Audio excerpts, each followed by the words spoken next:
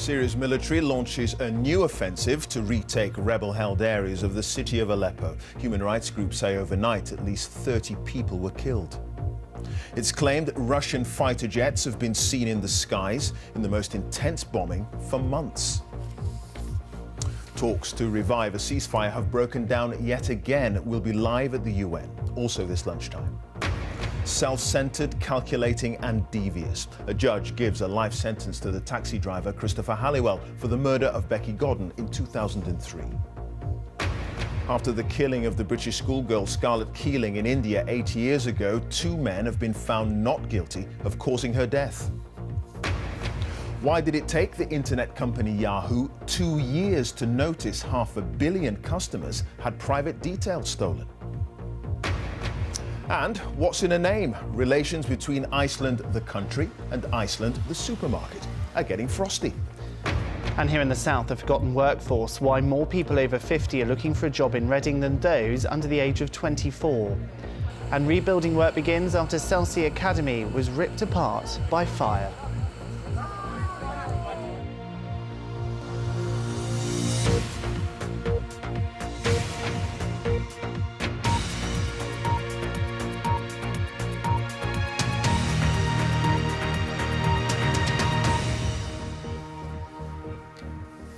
Good afternoon and welcome to the BBC News at 1. The Syrian city of Aleppo has come under heavy air attack for a second day after the government announced a new offensive to retake rebel-controlled areas. 250,000 people have been living under siege there, and while residents have been told they can leave at a number of checkpoints, they've been warned to stay away from so-called terrorist positions.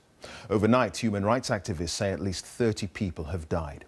In New York, talks between the US Secretary of State John Kerry and his Russian counterpart aimed at quelling the violence have got nowhere. James Longman reports now from Beirut. This is what the regime promised. Footage thought to be filmed by volunteer rescue group the White Helmets shows buildings ablaze in the most intense bombardment for months. The Syrian Observatory for Human Rights says 10 people were killed in 30 strikes overnight, and there was no let-up. Raids began at 6 o'clock this morning. One eyewitness counted 5 Russian warplanes over East Aleppo and said the area was facing annihilation. Syria's White Helmets say 3 of their 4 centres were targeted, putting 2 out of action. It comes following the government's announcement last night that a military offensive would be launched to retake the rebel east. Members of the Syrian support group have been meeting, but the US and Russia remain as far apart as ever.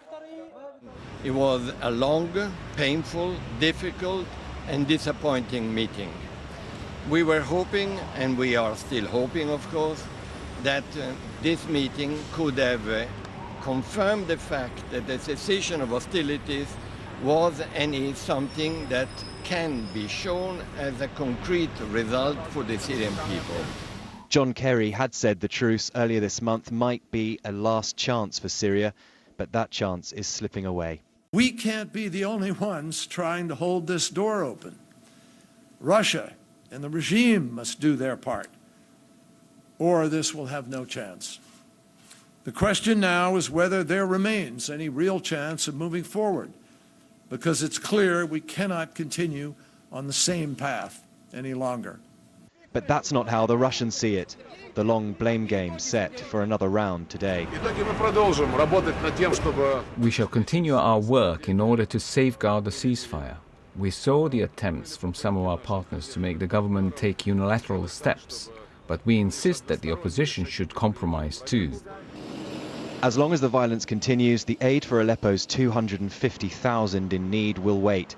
The UN says much of the food will expire by Monday. We hope to go to eastern Aleppo. In the next days, we have 40 trucks ready at the Turkish-Syrian border. We need the government and the armed opposition groups to give us all the assurances we need, and we haven't gotten that by now. Be evacuated by the regime or stay and die. That's the choice East Aleppans now face. James Longman, BBC News, Beirut. Well, our correspondent Laura Trevelyan is at the UN in New York for us now. Laura, what hope, peace now? Is there any chance of a ceasefire being revived?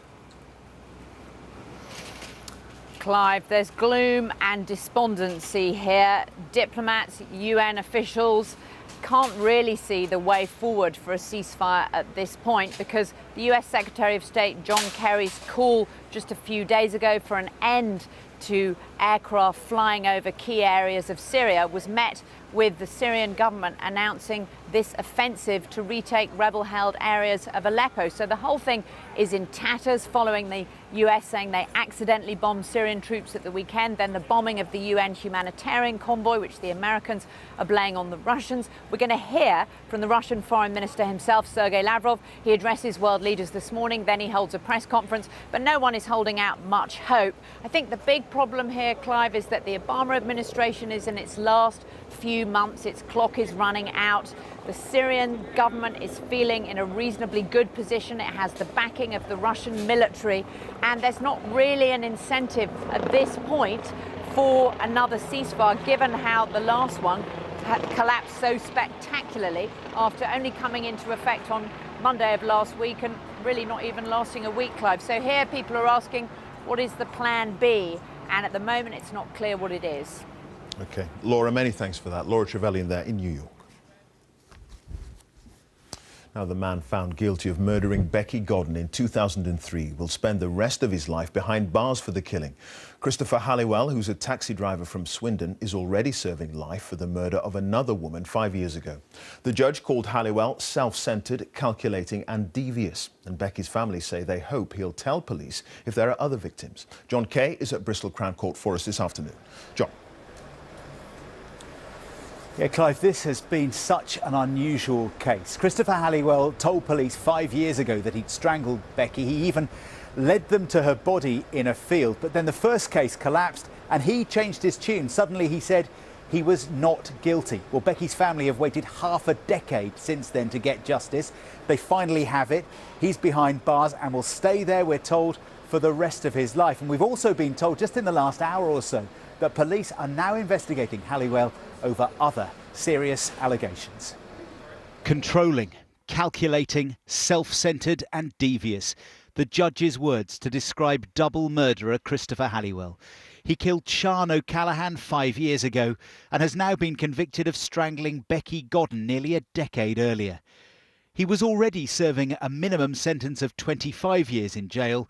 Now that has been increased to a whole life term, which means Halliwell will die behind bars. His reaction? He said thank you to the judge before being led away. He's lied throughout this trial. Police have revealed they've received a number of new calls about Halliwell during this 3-week case, and they'll now investigate those claims and any more that follow. There must be other victims out there, whether they are sexual offences or other women that he's taken. The offending behaviour for killing Becky was cold, it was calculated. I cannot believe that that was his first offence, from being a burglar in the 1980s to a murderer in 2003. There was a significant gap in his offending behaviour. I will appeal to Christopher Halliwell again. Now's the time to tell the truth for once in your life. Come forward and speak to me. In a victim impact statement read to the court today, Becky's mum, Karen Edwards, said losing her daughter had devastated her life. She said knowing Halliwell had buried Becky in a remote field and left her to rot there had destroyed her whole world. But Becky's father, who's divorced from her mum, said he was still angry about what he called police mistakes. I've been numb for 5 or 6 years, that anger, you know, I'm actually mentally scarred. He claims that if police had followed the guidelines when Halliwell was arrested, Becky's case would have come to court much sooner. She didn't deserve to get murdered, and she deserved justice 6 years ago. 6 years ago. The Wiltshire police are massively at fault. Former detective Steve Fulcher was found guilty of gross misconduct over Halliwell's arrest and later resigned. But today the judge said he believed the detective's actions had been made in good faith. Christopher Halliwell represented himself during this trial and told the jury drug dealers had murdered Becky. But the judge described that as a cock and bull story and said the former taxi driver had manipulated the system and shown cynical indifference to his victims and their families. Well, Christopher Halliwell wasn't just a taxi driver around Swindon in Wiltshire. He worked over a much wider area. He also worked as a chauffeur, driving people all over Britain. He worked as a groundsman on building sites, again in different parts of the UK. And police have told us just in the last few minutes that they're now talking to other forces as well to try to get a true sense, a true picture of the background of Christopher Halliwell. Clive. John, thank you for that. John Kay there in Bristol. 2 men have been cleared of the rape and causing the death of a British schoolgirl in Goa in India 8 years ago. Scarlett Keeling, who was 15, was found dead on a beach after a Valentine's Day party. Police initially said it was an accident, but her mother, Fiona McKeown, fought for a new investigation which found Scarlett had suffered 50 separate injuries in an attack. She says she's devastated by today's verdict and will appeal. From Goa, here's Justin Rowlatt. It's been almost 5 years since Fiona McKeown, Scarlett Keeling's mother, has been back to the beach where her daughter died. It's an emotional moment. So her body was found just here? Yeah. I know she's not still here, but it feels like a part of her is.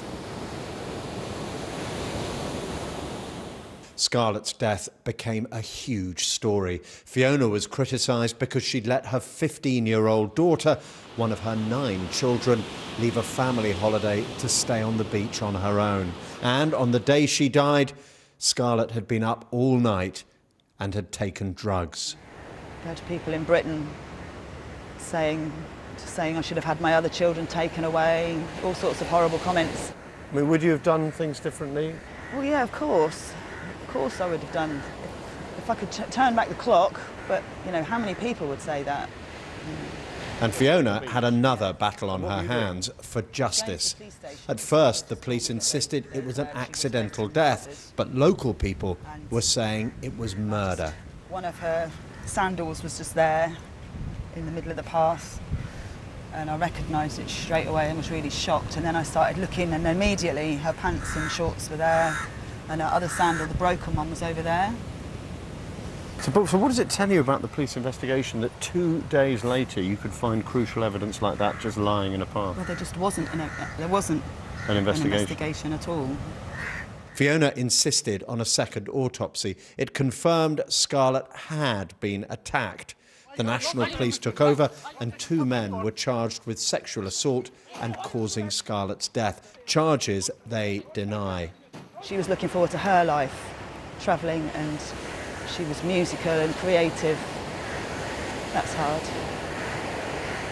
And that's all just gone?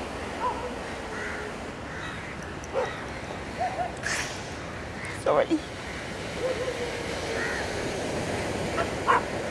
Still really hurts.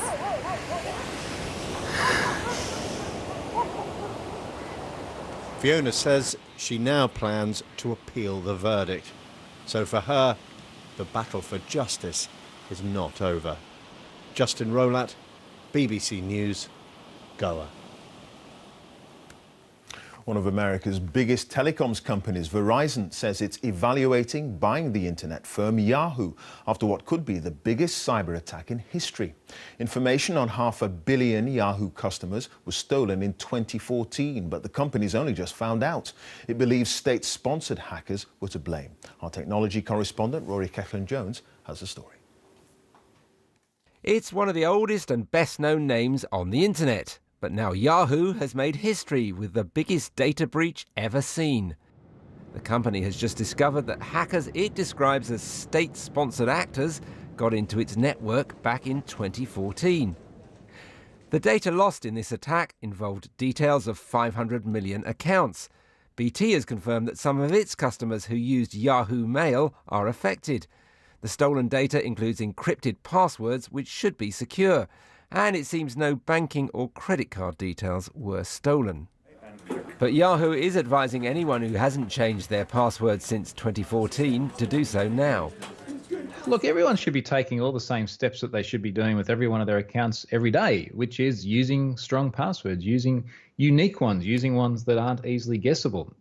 Yahoo may be an ailing giant, but it's still got all sorts of services which have been used at one time or another by hundreds of millions of people. For instance, there's the Flickr photo sharing site. If you go to the sign-in page there today, you'll find here information about what they call an account security issue.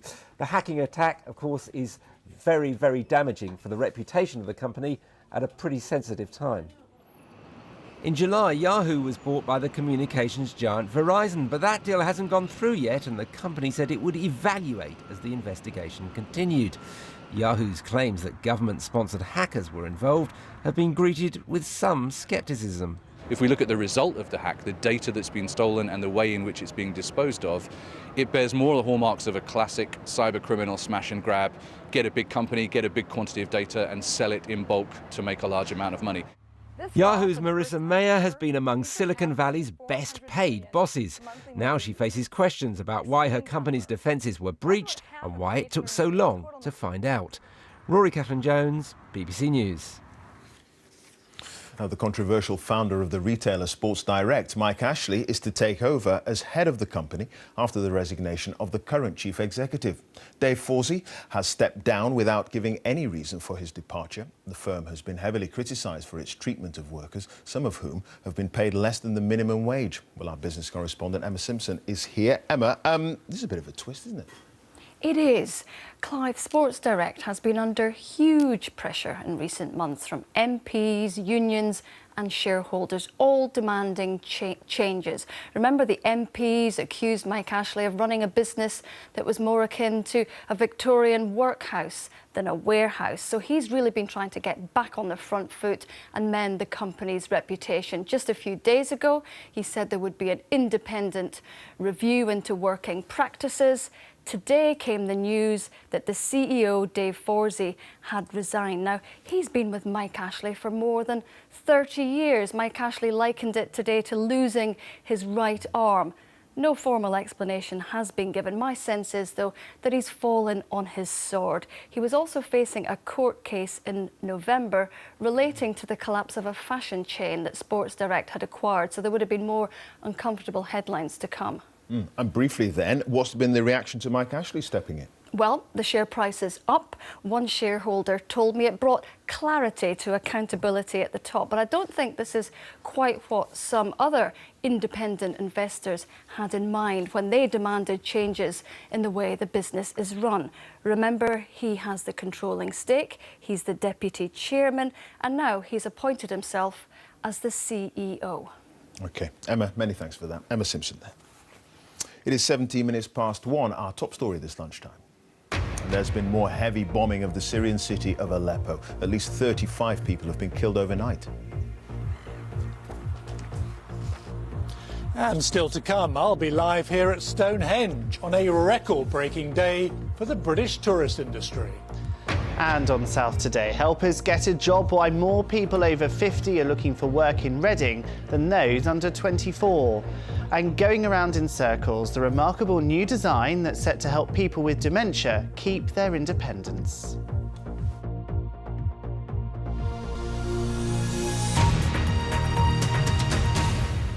Now, more tourists are coming to the UK than ever before. The latest figures show that for July, there were nearly 4 million visits, an increase of 2% on the same month last year. And they're spending more money too, in excess of £2.5 billion. This could be due to the fall in the value of sterling after the EU referendum result. Well, Duncan Kennedy is at one of the most popular tourist sites, Stonehenge, in Wiltshire for us today. Hi there, Duncan. Hi there, Clive. You're absolutely right. Britain really is booming when it comes to tourism. And here at Stonehenge alone, they're seeing something like 1.3 million visitors every year. Overall, in July alone this year, across the whole of the country, they saw nearly 4 million visitors come to this country, and that's a record. Now, part of this is a long-term trend of increasing numbers in tourists coming to Britain for all sorts of reasons. But certainly some of the people we've been speaking to are putting it down to a post-Brexit bounce. There's just no stopping tourism in Britain. The footfall at the country's must-see sites are breaking all records. At Stonehenge, it's a surge in Chinese visitors. Elsewhere, it's Europeans and Americans. Many propelled to come by a post-Brexit world of cheaper British pounds. How important was Brexit? How important was the cheaper pound in your decision to come here from America? That definitely played into our thinking. You know, we booked this trip just recently after Brexit occurred. So yeah, it was very important in our decision to come. A cheap pound means your money will go further. Right, and I decided to stay for 2 weeks as opposed to maybe just 1 week. It's not all Brexit. There's been a long-term rise in tourist numbers, with visitor destinations almost everywhere benefiting. We have noticed an increase in visitors from China, which is really nice to see, and it will be interesting to see if that trend continues through the winter season and into next year as well. Today's figures clearly show the surge in visitors in July. 3.8 million people came here.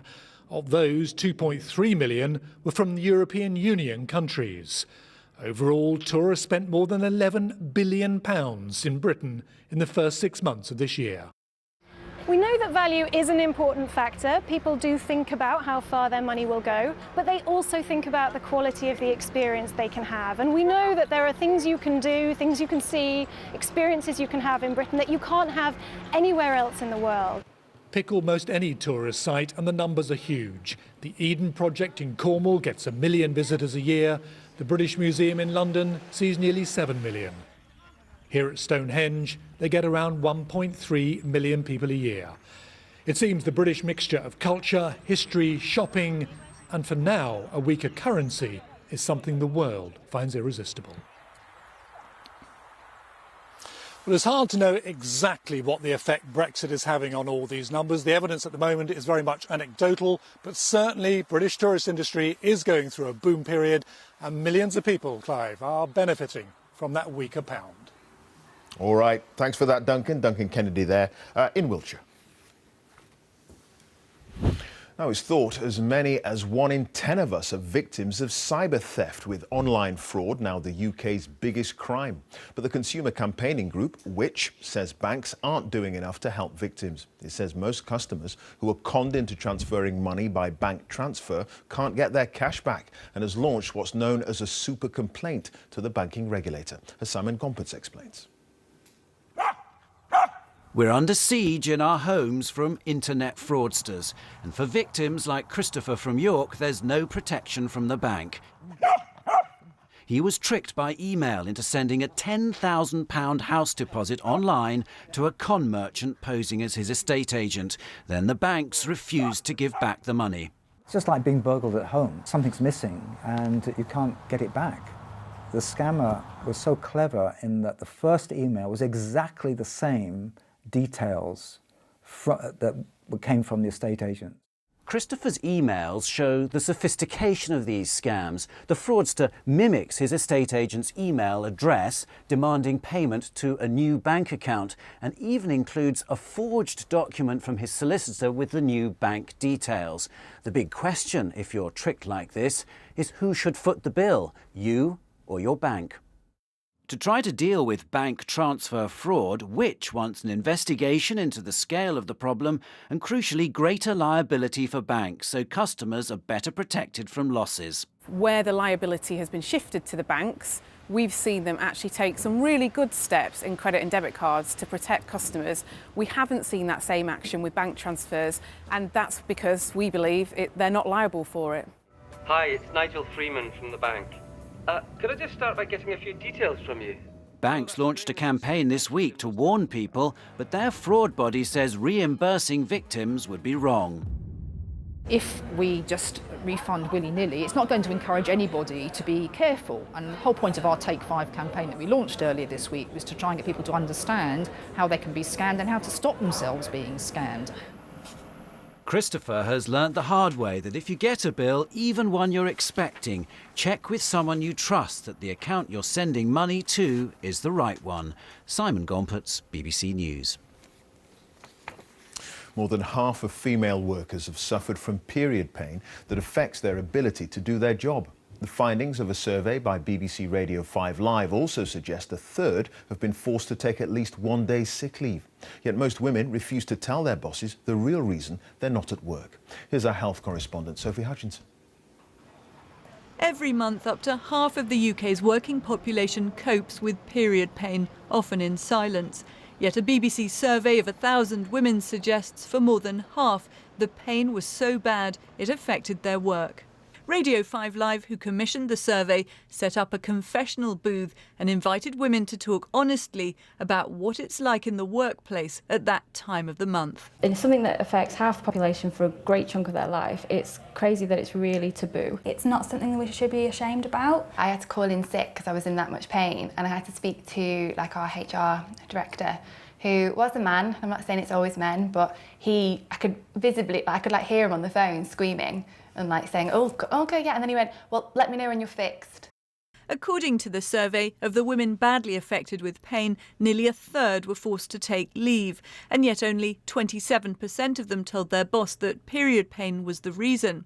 Instead, they blamed headaches and migraines, colds and flu, or said they had a doctor's appointment. The pain can be bad enough to double a woman over because of the cramping nature of the pain.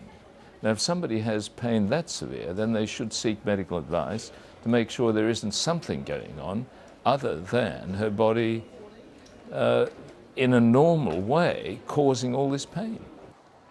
Time off work for periods or official period leave has been a right in Japan almost since the end of the Second World War. It also exists in China. But it's not caught on in the UK.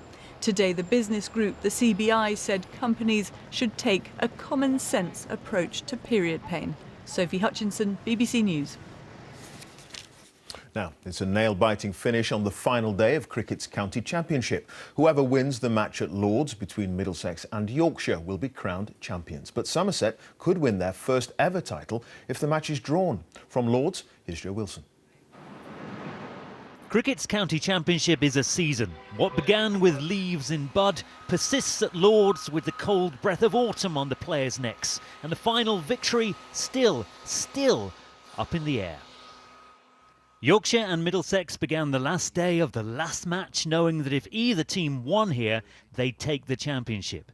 Middlesex needed to score quickly.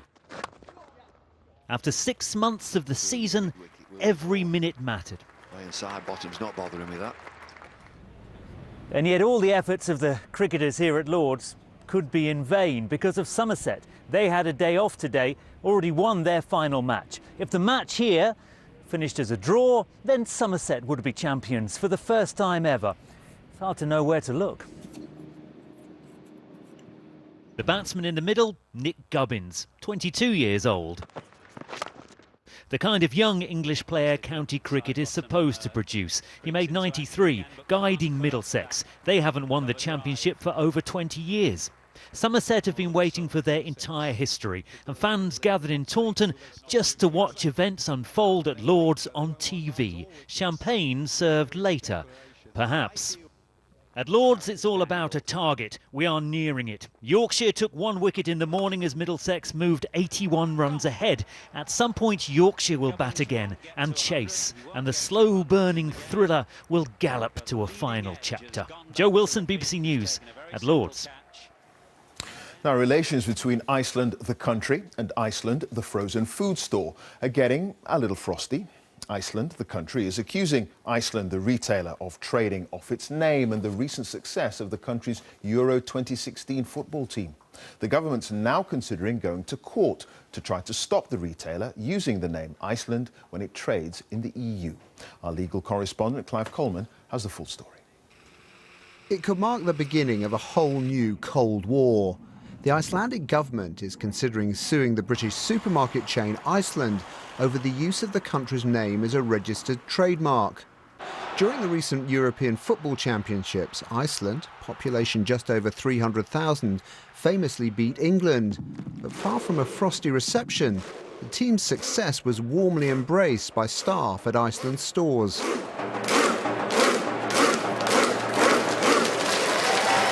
So what's the Icelandic government's legal action based on?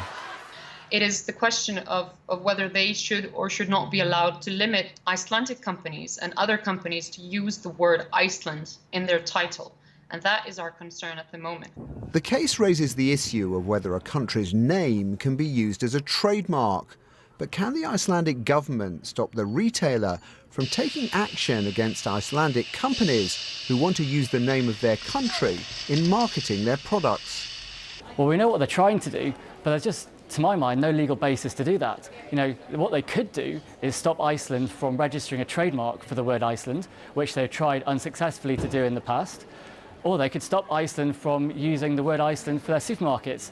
But I would think after 45 years of use, they'd find that pretty challenging, to say the least.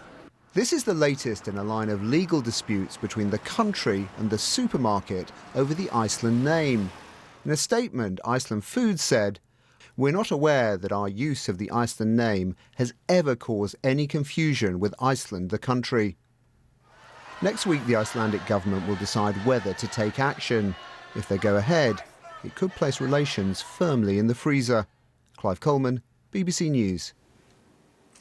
Well, no freezing temperatures in the weather forecast, we sincerely hope. Chris Fawkes? No, there aren't, Clive, but we got quite close this morning, actually, Clive. Temperatures got down to 1 degree in Aboyne in Aberdeenshire. But for most of us, we've had a glorious start to the day with plenty of September sunshine. This was the scene in Thresfield in North Yorkshire. But you can see the sunshine is pretty extensive across the UK. One obvious exception towards the northwest, we've got an approaching weather system that's going to be bringing some particularly heavy rain to western Scotland. I'll tell you more about that in a moment.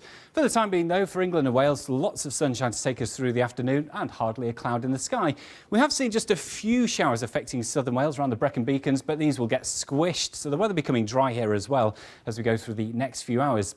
Plenty of sunshine then for northern England and eastern Scotland staying on the bright side, but Northern Ireland clouding over. There'll be some patches of rain here. And look at this rain arriving for western Scotland. The breeze picking up here, and the rain in western Scotland is all tied in with this weather front. Just look at it, it extends 1,500 miles out into the Atlantic. And the thing about this weather front is the winds are kind of flowing parallel to it, or in other words, there's nothing kind of pushing it through. What that means is a lot of the rain from this system is targeting western Scotland, and we'll see rain when it arrives, lasting until we get to Saturday evening, would you believe it? By that stage, we are likely to see some significant accumulations of rain, around 100 millimetres or so for the Western Hills. Pretty wet too for the western end of the Central Belt. There is the risk of some surface water flooding. For the rest of the UK overnight, OK, will turn wet and windy for Northern Ireland.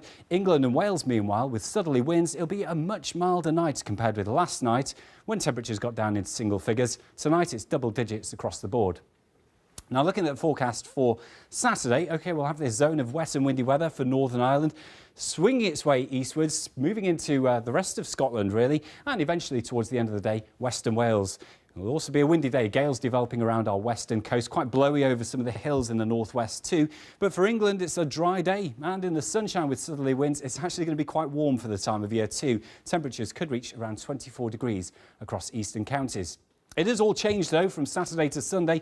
We lose those southerly winds, and by Sunday, we start to get the winds coming in more from a northwest origin. That means the temperatures will be falling away, but coupled with that, there'll be plenty of blustery showers fairly widely across the UK, and temperatures 14 to 19 Celsius. Factor in those blustery winds across the northwest, it will feel that bit cooler and fresher. So certainly a mixed picture as we go on through the weekend. We've got some very heavy rain to contend with, particularly affecting parts of western Scotland. Clive. Chris, many thanks for that. Chris Fawkes there. And a reminder of our top story this lunchtime. The bombing of the Syrian city of Aleppo continues. At least 35 people have been killed in the most intense airstrikes for months.